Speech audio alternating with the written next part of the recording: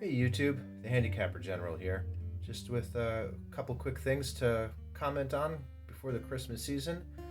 If you're looking for a few different tips on how to have a fun game, you've purchased a game for one of your children, several of your children, for your family, you're interested in making sure it's the best experience possible, here's 3 tips. First of all, most importantly, pick a game that's fun. I know it sounds like a throwaway comment, but it's not.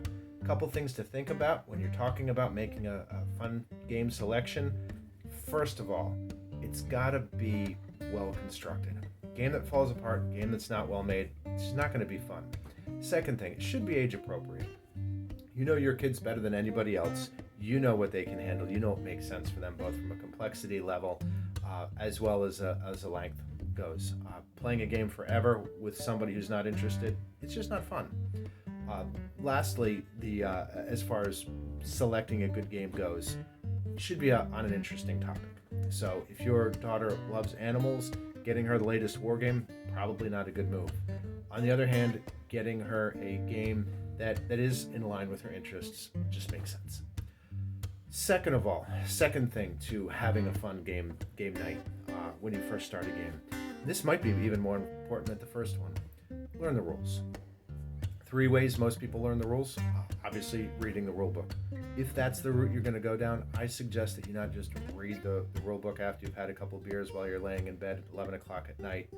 Do it when you're fresh. Do it over your lunch break. Do it a few times. Don't just read the rules once and hope that that's going to be enough. Furthermore, when you read the rules, it's best if you can have the game in front of you. I know I learned Gloomhaven's rules just by reading it night after night in a bar, and that worked for me.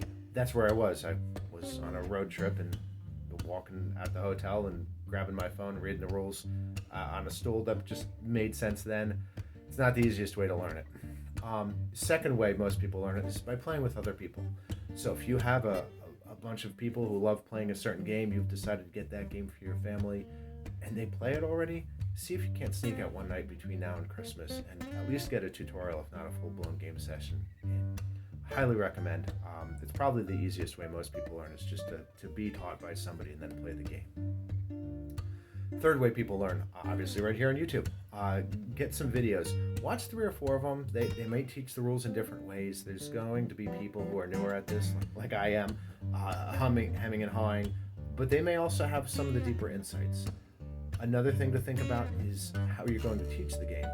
If you're going to select a video for your audience, you might want to get a video that only highlights the 6 or 7 most important rules.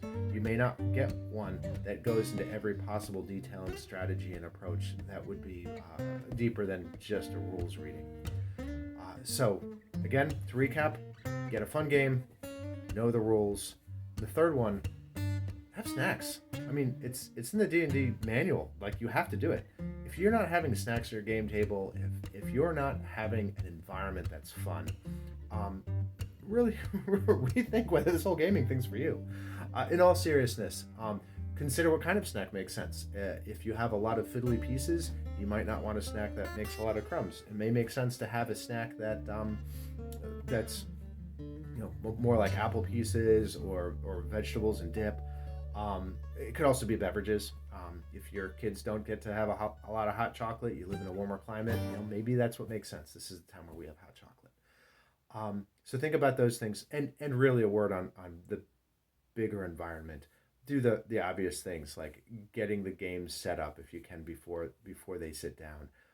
Make sure there's not going to be distractions. Don't give yourself just 15 minutes and get frustrated when they're not understanding it and not picking things up.